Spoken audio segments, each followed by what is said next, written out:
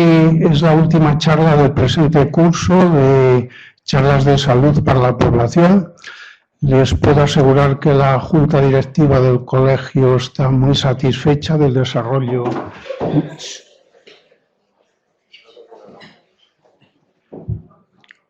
Como iba diciendo, la Junta Directiva está muy satisfecha del desarrollo de todo el curso, tanto por el nivel científico de las charlas como por el número de asistentes. Y yo, en nombre de todos los miembros de la Junta Directiva, pues quiero agradecerle tanto a los compañeros ponentes como a cada uno de los asistentes por su contribución al éxito de este curso. Por supuesto que inmediatamente nos pondremos en marcha para planificar y organizar ya el próximo curso del próximo año. Les quiero recordar que en la página web del Colegio de Médicos y en la pestaña Paciente Ciudadano están colgadas todas las charlas, incluso la que dé hoy el doctor Goñi dentro de unos días también estará colgada y pueden acceder a ellas perfectamente, tanto las charlas de este curso como los de cursos precedentes. Están colgadas por años, precisamente. Bueno, y hoy ya saben que nos vamos a dedicar al Alzheimer y otras demencias. Estamos todos de acuerdo que es un problema muy serio a nivel social, económico, familiar y, por supuesto, personal. Seguro que muchos de los que aquí estamos pues hemos tenido en algún momento de nuestra vida algún familiar cercano o algún amigo con este problema tan serio. Y muchas veces pues incluso nos hemos visto obligados a tener que ser cuidadores, que es una derivada muy importante también de este problema. Bueno, y para desarrollar el tema tenemos con nosotros a Miguel Goñi, que es la referencia fundamental de las demencias en nuestra ciudad. Y tenemos hoy a Miguel Goñi aquí con nosotros, entre otras cosas, porque hemos hecho una pequeña trampa. Hasta ahora todos los ponentes que habían participado en las diversas charlas habían sido médicos jubilados del Sistema Nacional de Salud, pero el doctor Goñi, que es joven, sigue vivito y coleando. Y pues... Me parece bien que lo hayas aclarado. Como saben, es el responsable del área de demencias del Hospital Universitario. Yo les voy a leer un pequeño resumen de su actividad científica y asistencial y en él podemos ver hasta qué punto él se ha implicado en este tema tan importante de las demencias. El doctor Goñi es médico neurólogo, como digo, responsable del área de demencias del Hospital Universitario de Burgos. Es licenciado en Medicina por la Universidad de Navarra, especialista en neurología. Participa en la realización de ensayos clínicos y trabajos de investigación en el diagnóstico de la enfermedad de Alzheimer y, como tal, son numerosos sus trabajos en estos campos, con especial dedicación a la neuropsicología de la demencia. Ha colaborado en el libro Los niños y la enfermedad de Alzheimer, ¿qué le pasa al abuelo? Asesora y participa activamente como colaborador de las asociaciones de familiares de enfermos, dirige un programa de formación para cuidadores en colaboración con la enfermera de la consulta de demencias para asesoramiento, apoyo y preparación en la rehabilitación cognitiva. Dirige otro programa de investigación en rehabilitación cognitiva para paciente en fase precoz de la enfermedad de Alzheimer, impartido por psicólogos del UBU. Ha realizado un estudio epidemiológico de la demencia en la provincia de Burgos. Es colaborador en la realización del protocolo de diagnóstico de demencia en atención primaria promovido por el SACIL a nivel regional. Colaborador en el programa de atención al cuidador de pacientes con demencia, lo que decíamos antes, el problema del cuidador, en relación con la gerencia de atención primaria del área de salud de Burgos y es coordinador clínico del Grupo de Vigilancia Nacional de la encefalopatía espongiforme de transmisión humana. Bueno, pues nada más, agradecerte que hayas querido colaborar con nosotros y cuando quieras. Bueno, muchas gracias, Pepe.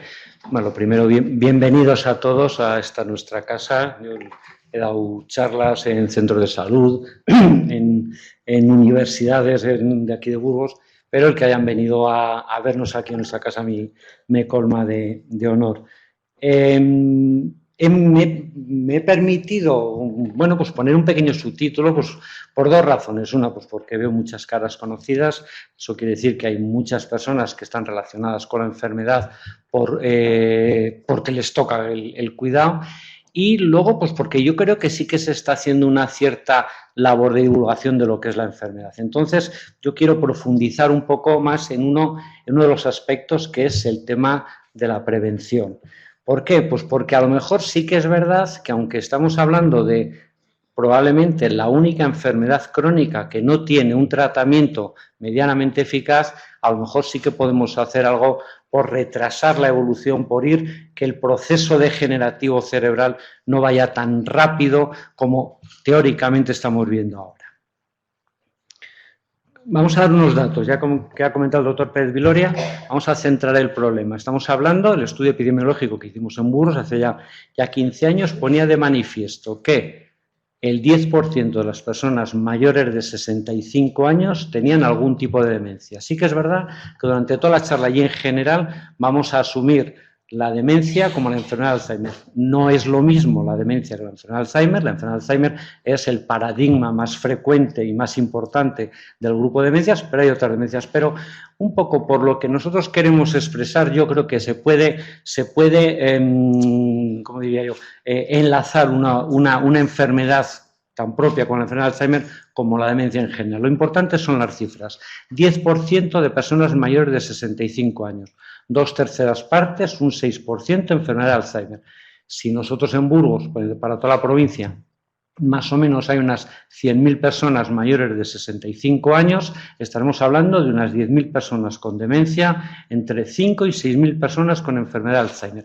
Y eso que pongo ahí arriba, del 8% de deterioro cognitivo ligero, es una realidad que nos salió también en ese estudio y es, digamos, un poco el órgano diana donde quiero yo resaltar el trabajo que hoy vamos a contar. Es decir, vamos a intentar detectar a las personas que todavía son perfectamente independientes, que son autónomas, que no han perdido todavía la capacidad de mantener su independencia en el día a día, pero ya empiezan a tener pequeños problemas. Vamos a ver si somos capaces de retardar ese 8%, las estadísticas epidemiológicas nos dicen que el 10% de ellos en un año cumplen los criterios de demencia, es decir, como digo yo, pasan la línea roja de la enfermedad de Alzheimer.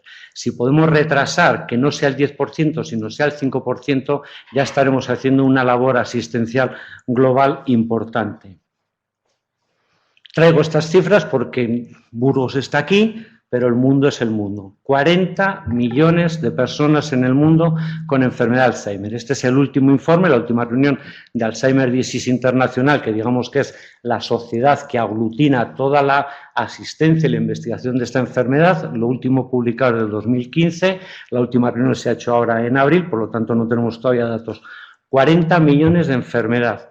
Y dos datos llamativos. Uno, cómo efectivamente, como pasa aquí, como pasa en todo el mundo, cuando la media de edad, cuando la supervivencia media crece, la enfermedad crece. Y eso hace que, por eso lo he traído aquí, y eso hace que las perspectivas de cifras para el año 2050 sean, si ahora hay 40 millones, se tripliquen. Pero además se tripliquen sobre todo a expensas de los países en vía de desarrollo, de los países emergentes. Eso en el fondo, y además como es una pregunta que me hacen siempre, ¿por qué hay ahora más enfermedad de Alzheimer? Ahora hay más enfermedad de Alzheimer porque afortunadamente la medicina está haciendo que la expectativa de vida sea mayor. Estamos controlando cáncer, estamos controlando enfermedades cardiovasculares, estamos controlando enfermedad cerebrovascular, estamos haciendo que la gente viva más. Al vivir más, se está convirtiendo un poco en cierto fracaso del éxito. Es decir, al crear más gente mayor, están apareciendo más estas enfermedades que, ojo, ya lo digo desde el principio, No son por culpa de la senectud, no son por culpa de la edad, lo que sí son es más frecuentes. Y como introducción leo textualmente el resumen final del informe, porque es que eso es donde tenemos que dirigirnos a trabajar en el día a día. El informe de Ayer incluye estas recomendaciones. La reducción del riesgo de demencia debe ser una prioridad explícita en el trabajo dirigido por la Organización Mundial de la Salud, con acciones vinculantes claras que incluyan a metas e indicadores, que la inversión en investigación para la demencia se amplíe y que sea proporcional al coste social de la enfermedad. Y atención, que esta inversión sea equilibrada entre prevención, tratamiento, atención y cura. En las 4 funciones vemos que estamos handicapados en cuanto a lo que realmente tenía que ser la respuesta social. La investigación epidemiológica es particularmente escasa en Asia Central, Europa del Este, el sur de América Latina y el este y sur del África subsahariana. Es decir, tenemos que ponernos todos los agentes que estamos relacionados con la enfermedad a trabajar juntos para investigar en cura, mejorar en tratamientos sintomáticos, prevención y, sobre todo, asistencia. Como introducción o como final de la introducción, les pongo esta diapositiva en la que reflejamos las personas que han hecho, porque creo que es importante, que se desestigme la enfermedad también es importante. Adolfo Suárez, Pascual Maragall, Ronald Reagan, de alguna forma, cada uno en su sitio, están haciendo mucho por desestigmatizar la enfermedad.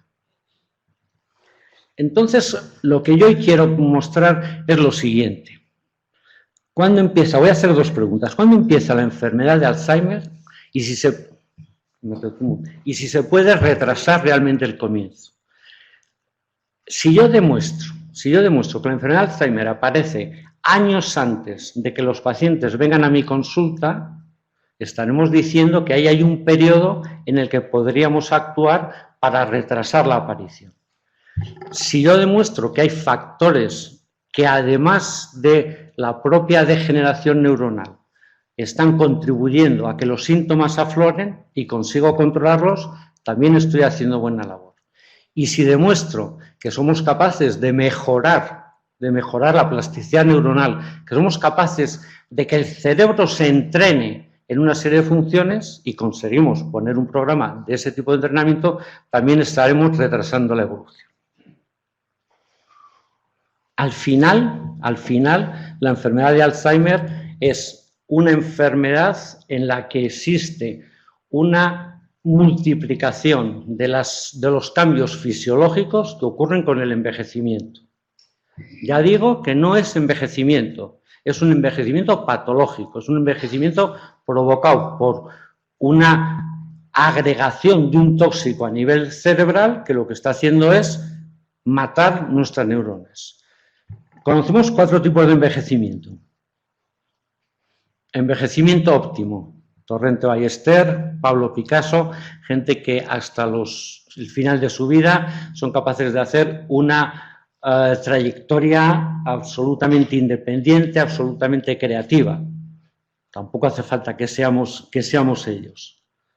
Esta foto la pongo siempre porque yo soy profesor de la Universidad de la Experiencia, de la Universidad de Burgos, y esta es la foto de fin de curso.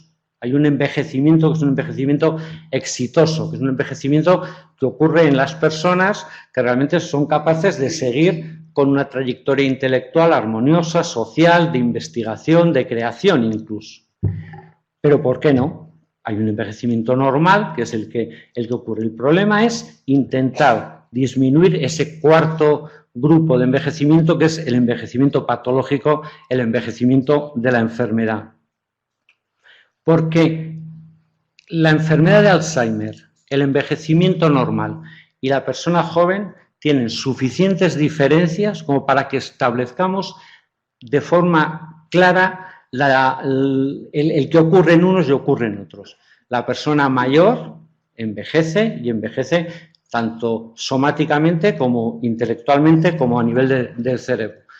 Disminuye el número de neuronas, hay menos neuronas en la persona envejecida que en la persona joven, pero la capacidad de mantener la conexión de esas neuronas, como pongo en este pequeño esquema, puede haber menos neuronas en el cerebro envejecido, pero tiene una capacidad de plasticidad, de comunicación entre las neuronas que se ha perdido ya en la enfermedad de Alzheimer.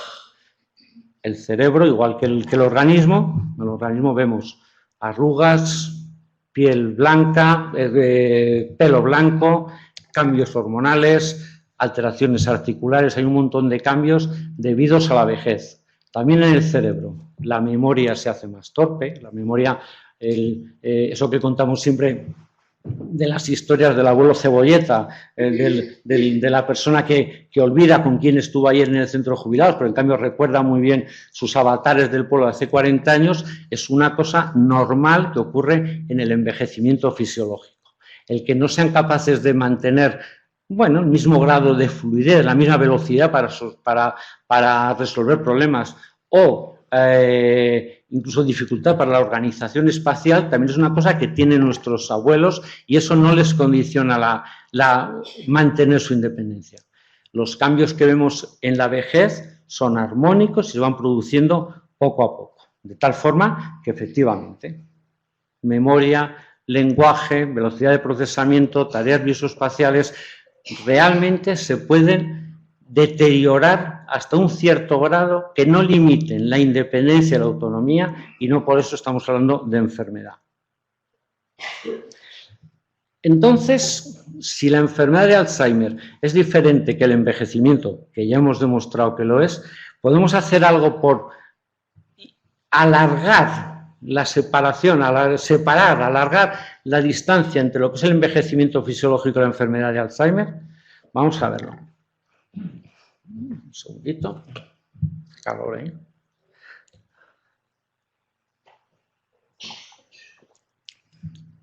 La enfermedad de Alzheimer fundamentalmente está genéticamente determinada. Dicho esto, el que tiene enfermedad de Alzheimer probablemente la tiene porque en sus genes ya está escrita. No quiere decir forzosamente que sea una enfermedad hereditaria, que se transmita de padres a hijos directamente. ¿Qué porcentaje hay? Un 3 o un 5% de las familias que tienen enfermedad de Alzheimer se transmite directamente. De hecho, hay solamente 3 genes implicados, hay un montón de mutaciones, 3 genes implicados en esta herencia directa. Lo que hay es un montón de genes de susceptibilidad, el más importante, y estos ya sé que son cosas que luego en el día a día no interesan tanto, pero porque conozcan el concepto, hay un montón de genes de susceptibilidad, de tal forma que si uno tiene una pléyade de esos genes de susceptibilidad, va a desarrollar con seguridad la enfermedad. Quiere esto decir que de alguna forma todo lo que hagamos de prevención en el fondo no es evitar que aparezca la enfermedad, por eso he puesto esta diapositiva como parte de lo que es la naturaleza de la enfermedad, pero sí que podemos hacer que realmente a las personas que les toca tener enfermedad de Alzheimer poder retrasar su inicio. Este fue un artículo que salió en esta revista Science el año 2005, Science es una de las revistas científicas más importantes, en la que realmente lo que venía a decir este señor es si somos capaces de prevenir la naturaleza de la degeneración de la enfermedad de Alzheimer con un estilo de vida propio. Eso rompía de alguna forma con el planteamiento genetista que tenemos. Si uno tiene escrito en su organismo que va a tener una enfermedad de Alzheimer, ¿cómo se puede con un estilo de vida, como dice, con un estilo de vida determinado, cómo se puede prevenir? Esto tuvo su polémica, pero en el fondo cada vez más vamos investigando y vamos haciendo realidad esto. Entonces, de lo que decíamos antes. Primero, ¿cuándo empieza la enfermedad de Alzheimer? Primera hipótesis de trabajo.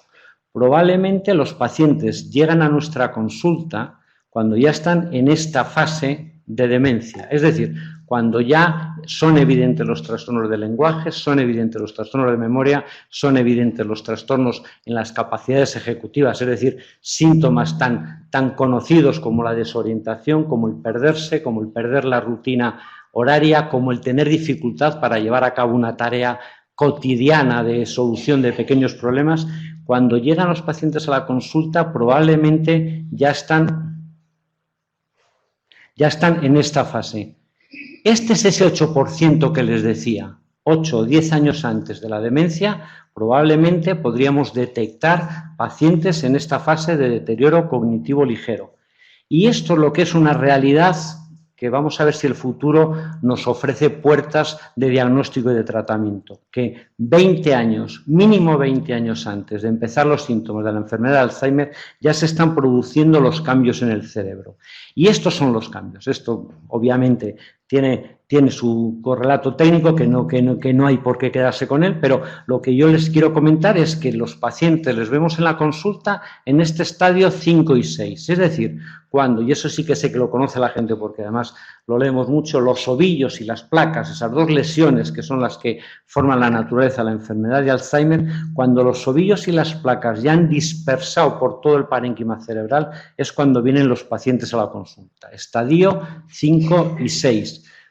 En el estadio 3 y 4, probablemente cuando todavía no ha habido esa extensión, es cuando los síntomas todavía están larvados, correspondería un poco al deterioro cognitivo ligero que hablo, y lo ideal sería, pero es que esto es verdad que ocurre 30 y 40 años antes, que en esta zona, esto es el famoso hipocampo, que la gente ha oído muchas veces hablar, como que es el lugar del cerebro donde se establece toda la conexión para la memoria.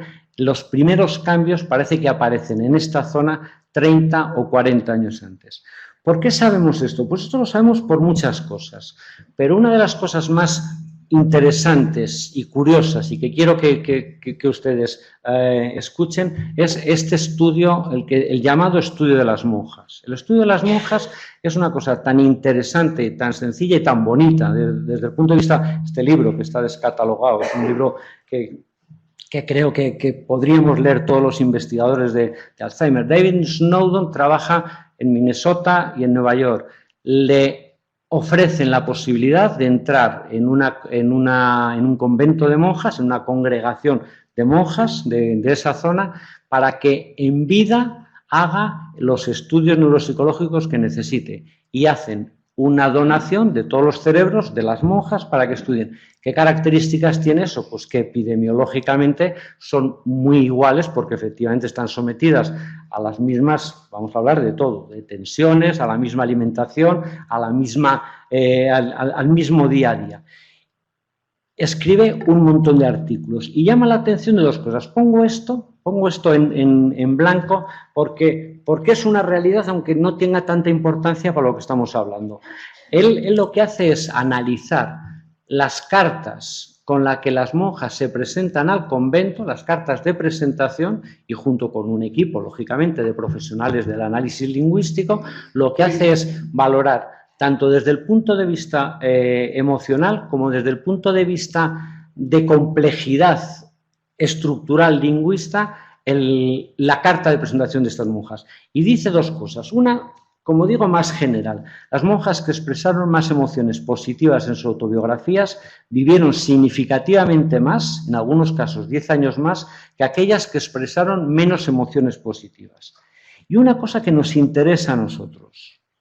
La habilidad lingüística temprana puede estar relacionada con un menor riesgo de Alzheimer, porque las monjas que concentraban más ideas en las oraciones de sus autobiografías tuvieron menos riesgo de sufrir Alzheimer 6 décadas después. Es decir, si analizamos esas cartas y vemos que una de ellas usa mucho términos de verbo, el subjuntivo, el condicional, hace frases más largas, expresa un nivel cultural a nivel lingüístico pues, con palabras más complejas, se nota que luego cuando ocurren la evolución de su vida a lo largo de los años, tienen menos incidencia de enfermedad. Eso tiene dos lecturas. Una, o que cuando ya estaba empezando ya en la vida media, estaba ya empezando a desarrollarse la enfermedad, o dos, que parece lo más, esto sí que el tener una preparación intelectual superior puede hacer que disminuya luego la carga de la lesión, algo que llamaremos ahora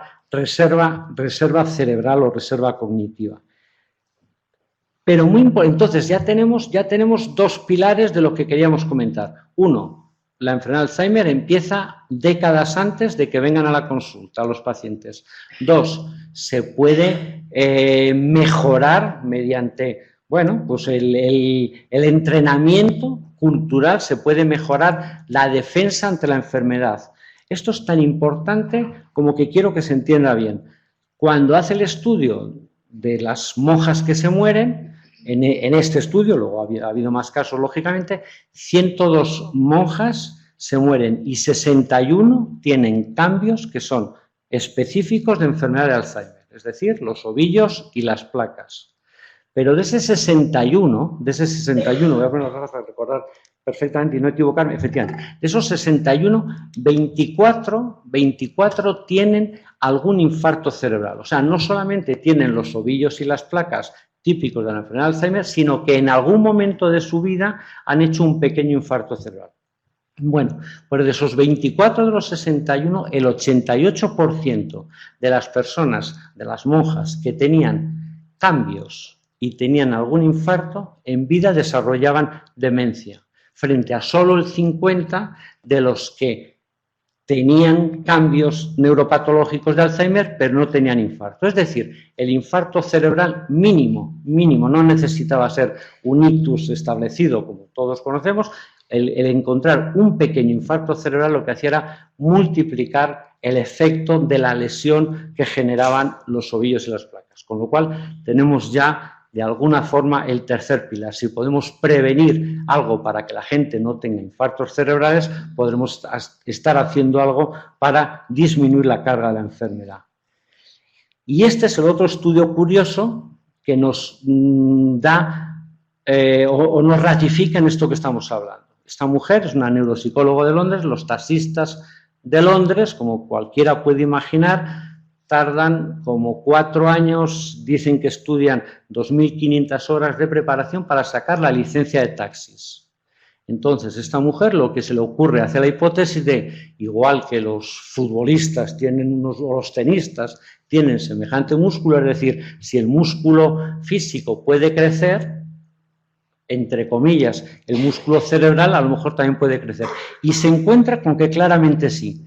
Este es el hipocampo. ¿Se acuerdan que hablábamos antes del hipocampo como la parte de la memoria? La parte más posterior del hipocampo es la que se encarga de la memoria visual, la que hace que yo sepa cómo volver a casa o sepa qué carretera y cómo puedo coger para subir la Mazorra y bajar a Villarcayo. Bueno, pues esa zona del hipocampo, de la parte trasera, de la parte posterior del hipocampo, en los taxistas de Londres tiene un tamaño significativamente mayor que los controles, es decir, gente que no se dedica a eso, pero incluso que los conductores de autobús, que lógicamente no tienen que estar continuamente cambiando, estudiando calles, estudiando circuitos y tal, porque tienen un trayecto. Con lo cual, Eleanor Maguire lo que demuestra claramente es que el cerebro realmente puede responder al entrenamiento. Y esa es una de las cosas que tenemos que aprovechar, en este caso, en nuestro favor.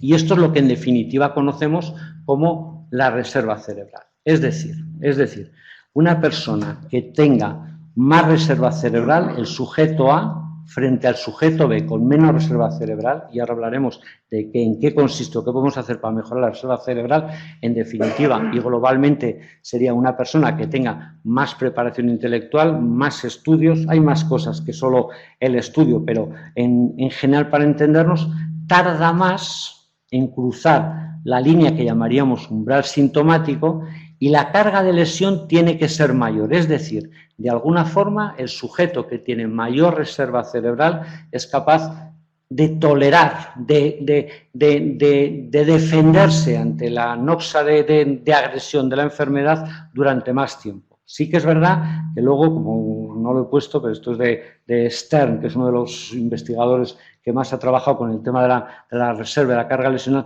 sí que es verdad que cuando la enfermedad, en este caso la enfermedad de Alzheimer,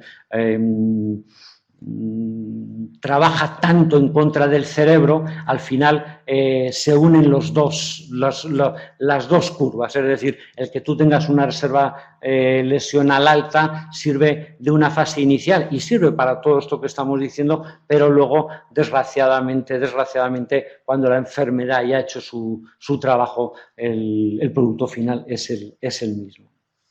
Entonces, bueno, pues repasemos factores que pueden ser, uno, por una parte, de riesgo para el deterioro cognitivo, dos, factores que pueden ser protectores. ¿Cuáles son los factores que tenemos entonces que intentar controlar o disminuir para que la carga de lesión de la enfermedad haga menos estragos en nuestro cerebro? La hipertensión arterial, la diabetes, el colesterol, la obesidad y el sobrepeso, los trastornos nutricionales, el tabaquismo, el alcohol y el sedentarismo. Es decir, de alguna forma, pongo también el traumatismo craneal porque es un factor de riesgo, pero lógicamente ese no lo podemos controlar. Que tiene un traumatismo craneal, ha tenido un traumatismo. Pero de alguna forma entonces, vamos a intentar reducir la carga que hay sobre el cerebro humano de estos factores y con eso a lo mejor ya estamos retrasando de alguna forma la enfermedad y ahora demostraremos que es así. Y en el otro lado que estarían, pues estarían factores de protección para el deterioro. ¿Cuáles son los factores de protección que están reconocidos por toda la sociedad? El ejercicio, la dieta nutricional equilibrada, pero también las actividades intelectuales, eso que mejoraría la reserva cerebral. Actividades de ocio, esto está suficientemente estudiado como para personas que se dedican a viajar, esas personas que contaba yo antes que van a las charlas, a estas charlas, ustedes mismos, todas las personas que de alguna forma están promoviendo su actividad intelectual, están haciendo protección para el deterioro cognitivo. Se habla también incluso de la participación y el compromiso social, es decir, personas que tienen un poco como esas monjas que tenían una emocionalidad más positiva, también les ayuda a prevenir cuando luego empieza la enfermedad. Y estos son los estudios que lo demuestran. Esto es, bien, hay muchas cosas en inglés, pero obviamente nos vamos a fijar en los cuadraditos verdes, que es donde pongo la conclusión y lo que yo quiero resaltar. En la consulta, y aquí hay muchos, en la consulta me preguntan con muchísima frecuencia: mi padre y mi madre tienen Alzheimer, yo tengo miedo de tener enfermedad de Alzheimer. Yo siempre digo que efectivamente, si hemos dicho que es una enfermedad genética en la que hay género de susceptibilidad, hay factores que realmente se están heredando de padres a hijos. No digo que uno tenga una mutación específica en un gen, que entonces sí que tiene el 50% de probabilidad de tener la enfermedad. De alguna forma tiene una cierta susceptibilidad. Bueno, pues se considera que eso es una ratio relativa, un riesgo 3 veces mayor que quien no tiene enfermedad. Quedémonos con ese dato. Vale, si hacemos a los 50 años un estudio y puntuamos, como se hace en las escalas, la edad, el ser hombre o mujer, en este caso ser hombre, el tener la tensión por encima de unas cifras, el tener un índice de masa corporal por encima de 30, el tener el colesterol, lo que nos damos cuenta es que entre una persona de 50 años que tiene su familiar con Alzheimer y una persona que no tiene familiar con Alzheimer, pero tiene la tensión por encima de 140-80, el colesterol alto, sobrepeso y no hace ejercicio, tiene un riesgo relativo de tener la enfermedad de 15 veces, es decir, 5 veces más que la enfermedad. Por tanto, ¿cuál es la conclusión que está demostrado y que demuestra este estudio? Que lo que hay que hacer a los 50 años es cuidarse, porque con eso al menos podremos conseguir que la enfermedad tarde más en aparecer. Y de hecho, ponía al principio Suárez, Pascual Maragall, Ronald Reagan. Alrededor de ellos se han hecho un montón de centros de investigación. Esto ha generado estos estudios que pongo yo aquí. El más importante, porque por lo que nos concierne a nosotros, es el European Dementia Prevention Initiative, que en el fondo lo que hace es invertir en si se puede prevenir y retrasar la aparición de la enfermedad. Y este es el estudio más completo que han sacado a la luz. 1.200 pacientes, 1.200 personas, perdón, no son forzosamente pacientes, 1.200 personas, 600 pacientes, durante 2 años se controlan los factores de riesgo vascular, se les hace un ejercicio físico pautado y reglado y un programa de terapia cognitiva, frente a 600 que no lo tienen. En todas las baterías de test psicológicos, es decir, los marcadores de enfermedad de la memoria, concretamente de la memoria es donde menos diferencia hay, pero de la memoria, de la velocidad de procesamiento, del lenguaje, del razonamiento, en todos hay diferencias significativas. Es decir, miremos la situación. 2 personas de 70 años a los que durante 2 años se controla el colesterol, se controla la diabetes, se controla la hipertensión, se les hace un programa de ejercicio físico, se les hace un programa de rehabilitación cognitiva frente a una persona que esos 2 años no está haciendo esto, la probabilidad de que caiga uno u otro en demencia es estadísticamente significativa. Y como ellos dicen muy bien, un poco en plan jocoso, con un solo efecto adverso. Las agujetas, lo pone ahí, el skeletal pain, el dolor muscular provocado por el ejercicio físico. Con lo cual, estamos demostrando que efectivamente ante un paciente, ante una persona que tiene, podemos actuando sobre los factores de riesgo, actuando sobre el ejercicio físico, sobre la terapia cognitiva, podemos actuar para que realmente retrasen, que ese es el objetivo que estamos intentando conseguir, retrasar la aparición de los síntomas.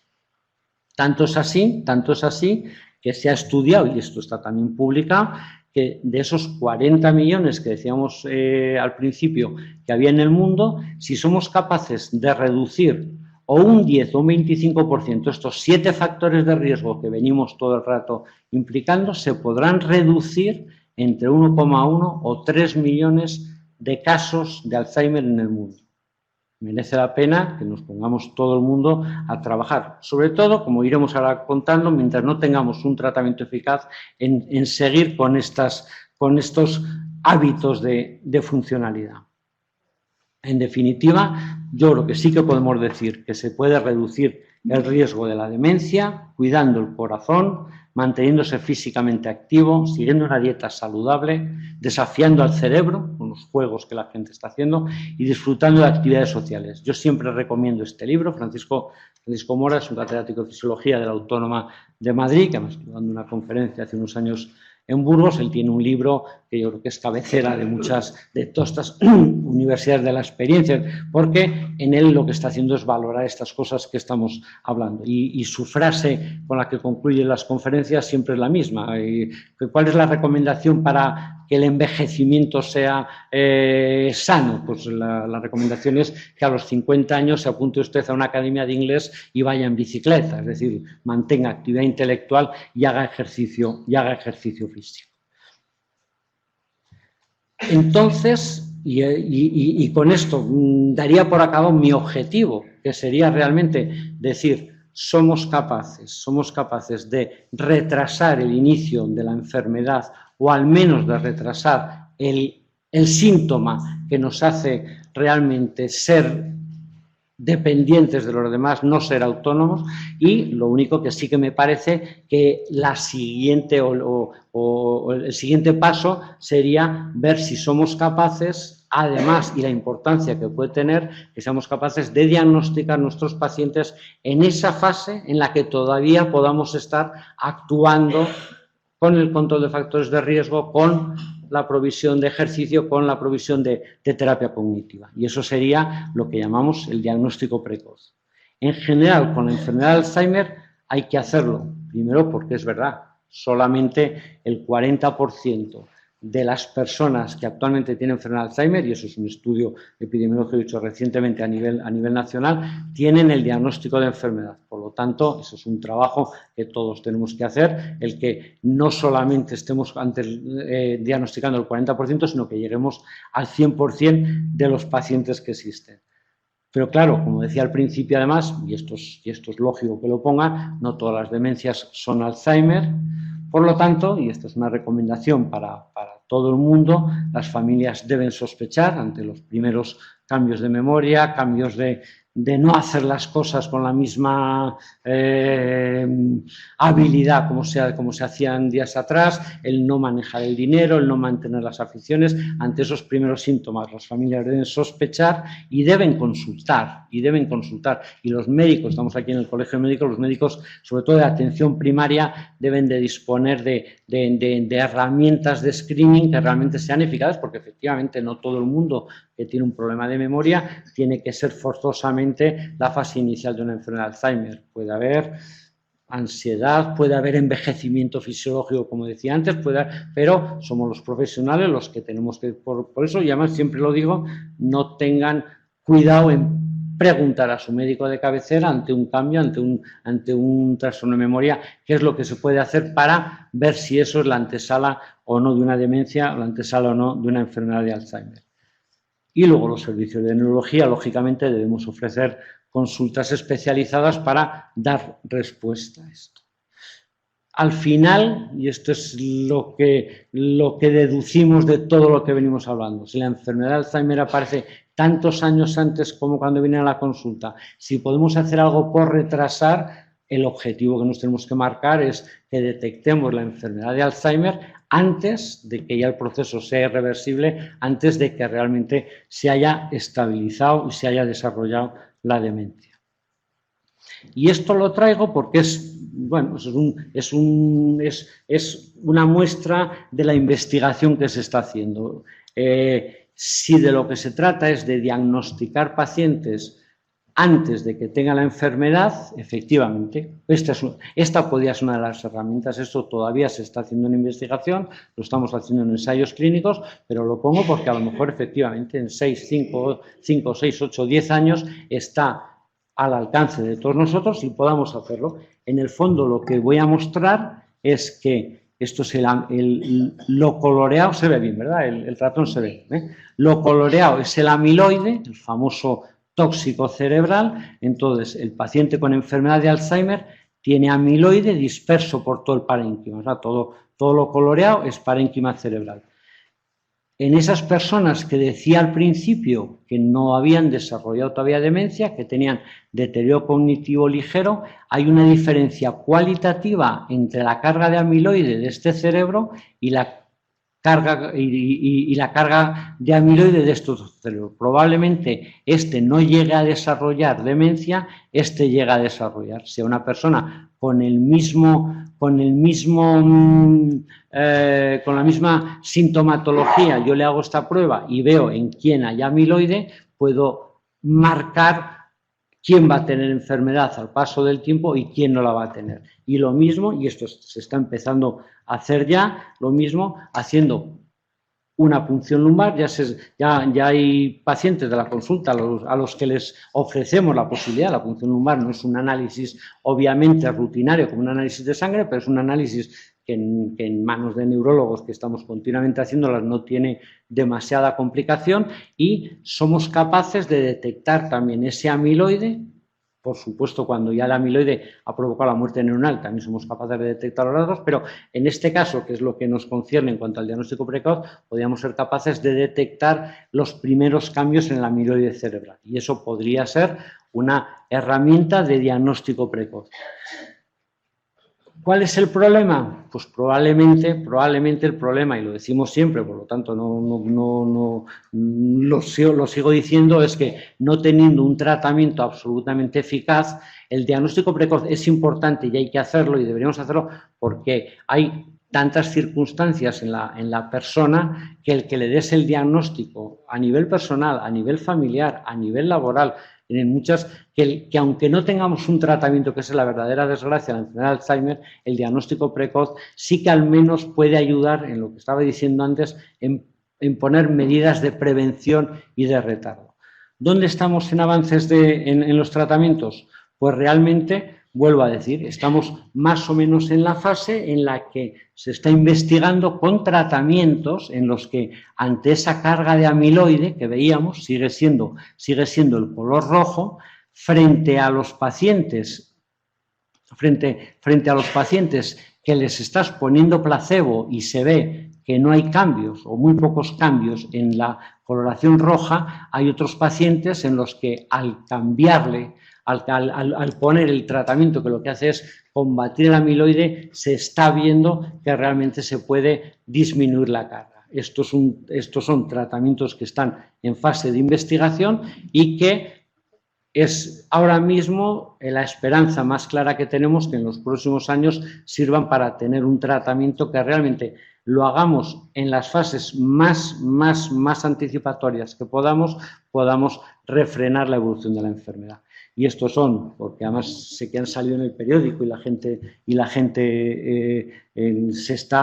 tiene, como diría yo, con mucha raíz mediática. Estos son los 4 anticuerpos contra la amiloide, es decir, estamos generando sustancias químicas que lo que está haciendo es frenar para el amiloide y con eso estamos confiando en detener la progresión de la enfermedad. Entonces, estamos aquí en Burgos trabajando con crenezumab y estos son 4 de los que ojalá cuando hagamos una sesión dentro de 5 años yo les pueda decir que ya tenemos un tratamiento como estos ya en vías de desarrollo y se pueda poner a todas las personas, obviamente, sobre todo en las fases más iniciales de la enfermedad. Y por mi parte nada más, muchas gracias.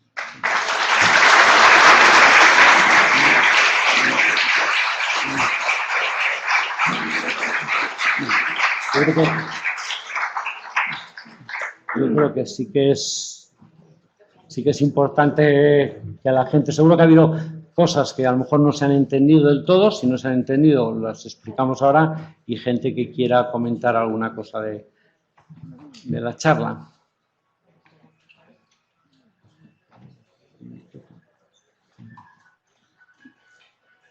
Sí, sí.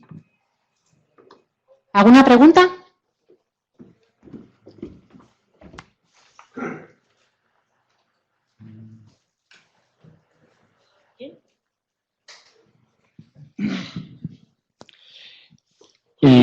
Con estas cosas que nos ha contado, y yo tenía la idea que al final el señor que tenía Alzheimer, morían todos los que habían hecho tomado las medicinas, habían hecho las gimnasias que correspondían y demás, que al final lo que hacían es tener una época mejor de vida, pero que se morían por Alzheimer al mismo tiempo. Sí, esa conclusión está hecha. Lo que pasa que consigamos retardar meses o años la enfermedad a nivel individual tiene una importancia capital. Es que tú te puedas mantener solo viviendo en tu domicilio el mayor tiempo posible sin depender de los demás. Y luego, pues es un tema que a mí personalmente no me gusta mucho, pero si eso lo dejamos en manos de un grupo de farmacoeconomía americano, te dice que ahorrar 6 meses, y eso todos lo entendemos, 6 meses en institucionalizar a nuestra persona mayor, de entrada, el gasto anual que se dice que hay en España son 24.000 euros por enfermo de Alzheimer. Claro, 24.000 euros, si un año no los gastamos, son 24.000 euros que hemos ahorrado. Eso no es farmacoeconomía universal, es farmacoeconomía de casa, pero es real. Por lo tanto, aunque esa es una realidad, es una triste realidad que al final, como que el efecto suelo es el mismo, tanto el que tiene más reserva como el que tiene menos reserva, acaba en la fase más avanzada de la enfermedad, porque efectivamente lo que estamos hablando es de prevención, no de tratamiento, desgraciadamente, porque no lo tenemos. Entonces, el resultado final es el mismo, pero el camino a recorrer es distinto. Y eso creo que es importante.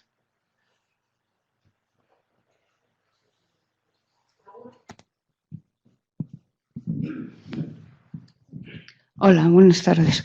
Mira, yo quería preguntarte si, por ejemplo, las personas con tendencia a la depresión o más depresivas tienen más posibilidades de desarrollar demencia o Alzheimer o así. Vamos a ver, a la pregunta si las personas con tendencia a la depresión tienen más tendencia, más posibilidad, mi contestación es en principio no tiene por qué. Pero podemos matizar. Una, la depresión en la gente mayor, ojo con ella, porque de no haber una situación dolosa reactiva puede ser el síntoma inicial de una enfermedad de Alzheimer. De hecho, en los síntomas iniciales el 15% es depresión, por lo tanto hay que estar un poco alerta. Luego, pues es verdad, si a todos este tipo de síntomas le damos una importancia capital, gracias, al día a día, la persona deprimida que no sale, que no tiene interés, que no atiende, que no está con esa inquietud que estábamos diciendo, pues a lo mejor no se le provoca una enfermedad de Alzheimer, pero desde luego si la tenía larvada, todo esto que hemos dicho, un poco en plan optimista, positivo, de que puede retrasar, esa persona no lo va a tener. Por lo tanto, a lo mejor en un momento dado sí que desarrolla con más facilidad la enfermedad. Claro, pero dejando aparte que no haga ejercicio, que no esto, o sea, no tiene nada que ver, ¿no? No. Una persona con tendencia a la contestación es esa. Una persona con tendencia a la depresión no tiene por qué tener más enfermedad de Alzheimer, punto.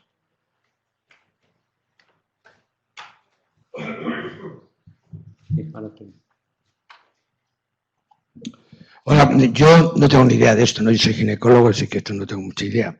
Pero quería saber si era cierto que cuando uno es consciente de que es olvidadizo, de que se olvida, de que, en fin, de los síntomas que tiene y él mismo se da cuenta que sí, tengo entendido de que siempre niega, de que los síntomas que tiene, no, yo tengo buena memoria o algo así.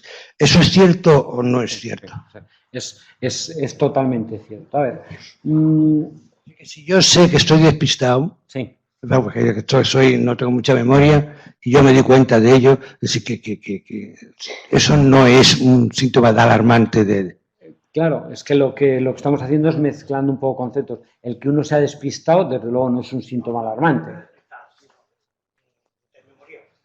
Eso, lo que es cierto es que uno de los síntomas de inicio de la enfermedad sí que es una cosa que llamamos nosotros anosognosia, se llama así, pero por lo menos el nombre, que es la falta de reconocimiento de la propia enfermedad. De hecho, es muy frecuente, sobre todo en gente mayor.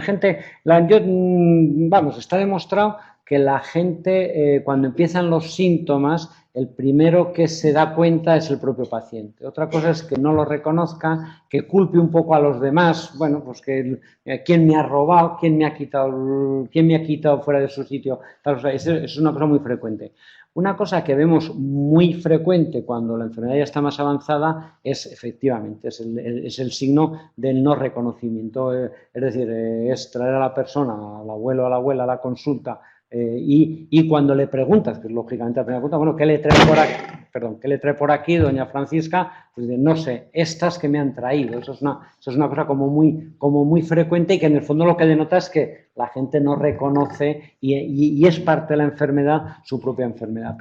Pero desde luego, si nos metemos en el cerebro de la gente que está empezando a tener problemas de memoria, o sea, en esto que he querido yo resaltar, sobre todo estas fases tan iniciales, el propio paciente al principio sí que es consciente de que algo está pasando. Y de hecho, uno de los síntomas es una depresión, un poco como consecuencia del reconocer eso. Entonces, hola, buenas tardes. Yo quiero preguntarle, ¿hay alguna conexión entre el Parkinson y el Alzheimer? ¿Hay una? ¿Alguna conexión? Porque lo digo por las neuronas. Vamos la muerte de neuronas. Vamos a ver, hay dentro de ese porcentaje de demencias que hablábamos al principio, hay una demencia que digamos que está a mitad de camino de la enfermedad de Alzheimer y el Parkinson. En sí son enfermedades muy diferentes, porque el Parkinson, bueno, aparte que se afecta primordialmente el tema motor, digamos que las neuronas que degeneran, que se mueren, están en una zona muy concreta de la coordinación motora. Y en cambio, las del Alzheimer que se deterioran es en la memoria y luego en la extensión de la corteza. Por tanto, son enfermedades muy diferentes. Pero es verdad que al final todas las enfermedades se pueden solapar un poco. Al final son nexos de agresión cerebral que se dan de forma muy similar tanto en Parkinson como en Alzheimer. Pero como enfermedades son diferentes. Hola, buenas tardes. A mí me gustaría saber si en cuanto a lo que ha dicho usted de prevención, 30 años, tal y como está ahora el sistema de salud, ¿qué posibilidades hay para hacer esa prevención?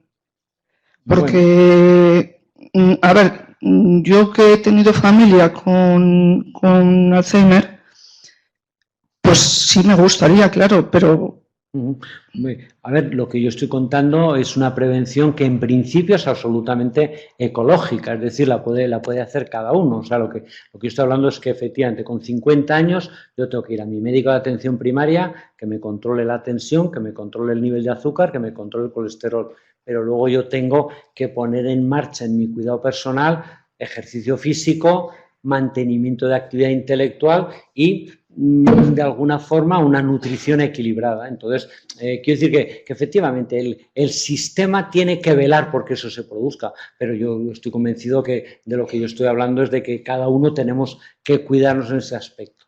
¿Me explico lo que quiero decir? O sea, que ese proyecto que se hizo en Finlandia de estos 1.200 pacientes es un proyecto de investigación que en el fondo lo que dice es que hágalo usted y su médico de atención primaria, lógicamente, pero en el fondo lo que está dando es claves para que cada uno se esté cuidando. Y esa, que además que me gustaría que salieran de aquí con esa idea clara, y ese que a los 50 años es más importante cuidar eso que tener un padre o una madre con Alzheimer, eso es una regla que ahora mismo está ya suficientemente demostrada. Entonces, lo que hay que hacer es que cada uno, bueno, sea capaz de cuidarse en ese aspecto. Y yo estoy seguro que se puede hacer. Oye, ¿En qué se diferencia, por ejemplo, que usted habla de enfermedades de Alzheimer, pero también de otras que son parecidas? ¿Cómo podríamos diferenciar? Se nos escaparía aquí de la consulta, pero es que ese es el trabajo nuestro. Quiero decir que ante un problema de memoria viene a la consulta, nosotros hacemos una prueba de imagen, una valoración neuropsicológica y detectamos, pues puede que el origen no sea que esa zona del hipocampo esté degenerando, sino que haya un montón de infartos cerebrales, lo que llamamos una demencia vascular, o sea, como decía esta otra persona, en relación con el Parkinson, pues una demencia por cuerpos de Levy, que es otro tipo. Quiero decir que lo que yo quería resaltar es que aunque el paradigma de la demencia es la enfermedad de Alzheimer, y es un poco lo que nos ha traído a todos aquí, hay más demencias que lógicamente, pero ese es nuestro trabajo diferencial, porque es verdad, además hay que diferenciarlas porque no todos los tratamientos valen para unos y para otros, y hay en algunos casos, algunos son hasta contraproducentes. Entonces, claro, pero ese es el trabajo diagnóstico. Nada, esto es una pregunta muy...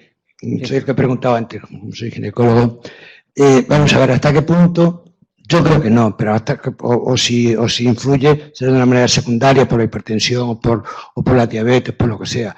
Pero la menopausia precoz o la insuficiencia ovárica, ¿hay alguna relación entre el Alzheimer y esto? Sí, epidemiológicamente. De hecho, ahora mismo ya no se está dando tanto valor. Epidemiológicamente sí que se decía que la menopausia, por eso de hecho se da una especie de explicación de por qué era más frecuente en mujeres. Al final es más frecuente en mujeres porque hay más mujeres en los segmentos de edad, pero sí que había una relación entre la caída de estrógenos y la posible aparición de enfermedad. Eso no se ha sustentado. De hecho, hubo una época en la que se intentaron hasta hacer ensayos clínicos dando hormonas y no se vio que fuera. Entonces, ahora mismo es una teoría que en su momento ha tenido esto, pero que no se sostiene.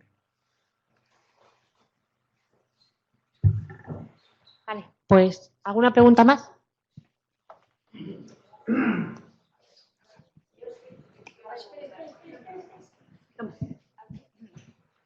Suelen tener facilidad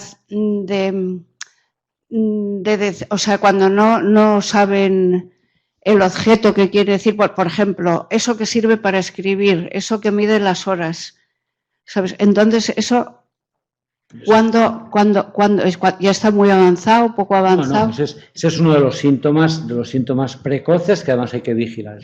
La disnomia, que es el lenguaje el de los cacharros, tráeme ese chisme, tal. Sí. Eso es una de las primeras afectaciones del lenguaje que ocurren y yo creo que sí que es de los síntomas a vigilar. Entonces, eso sería...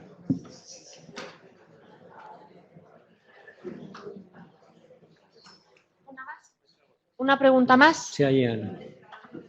Es que si no, no se oye arriba. Un segundo.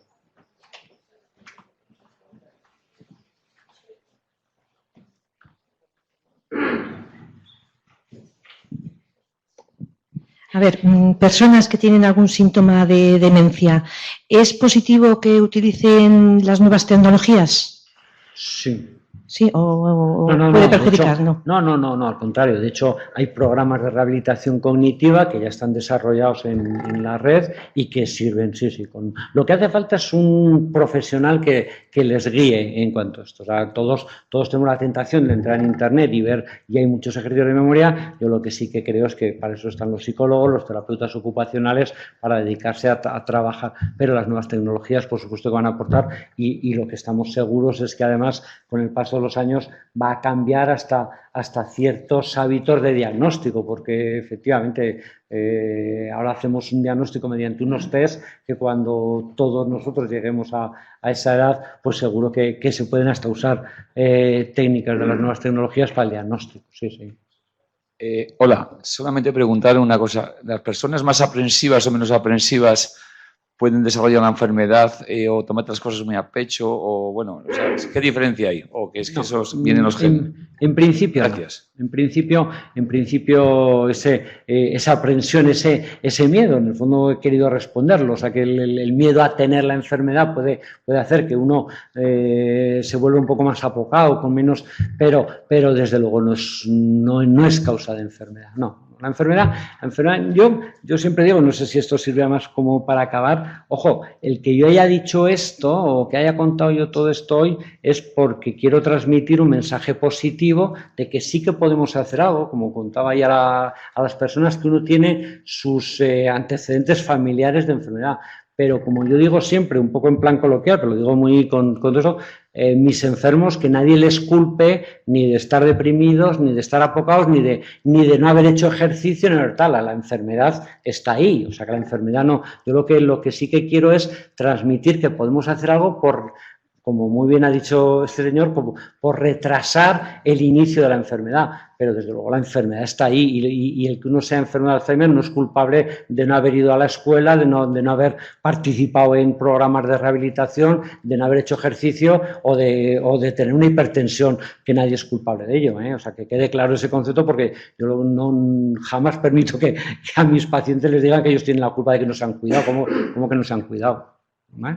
Oye, siguiendo con el tema de las nuevas tecnologías y teniendo en cuenta el problemón que es el tema del cuidador también, ¿tú cómo ves en el futuro la posibilidad de un apoyo por parte de robots, por ejemplo? Que yo he leído que ya se está introduciendo como apoyo en algún país, por ahí nórdico y tal. ¿No? De hecho, hay programas, todos leemos todavía un poco en plan de investigación, todos leemos que edificios inteligentes contribuyen a que, bueno, pues haya menos problemas, pues con luces de diversos colores, dónde está el baño, dónde está, o sea, pero eso familiares de aquí que tienen personas con demencia saben que ponen un post-it amarillo y el post-it amarillo es el baño y nuestra madre sabe que esa es la entrada al baño, etcétera, etcétera. Entonces, claro, al final cualquier apoyo, y yo estoy seguro que vamos a ver cambios muy importantes en ese aspecto de los cuidados.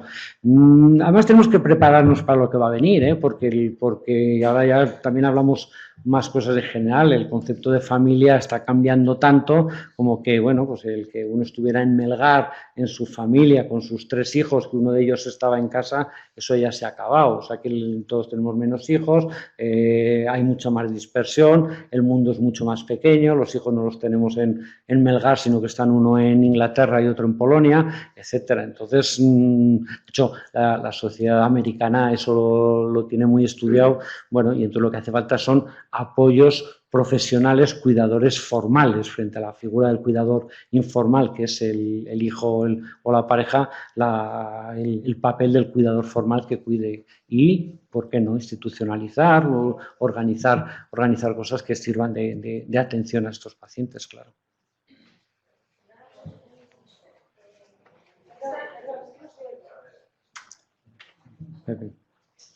La última pregunta.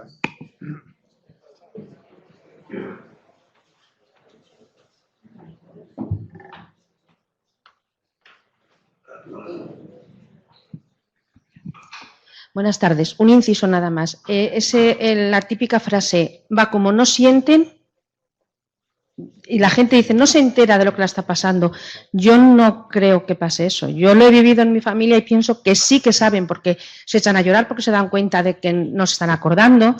Sí que sienten y padecen los enfermos de Alzheimer. Todos. Se enteran de las cosas. Todos los familiares que les ha tocado cuidar a un paciente con Alzheimer saben perfectamente qué sienten del principio al final.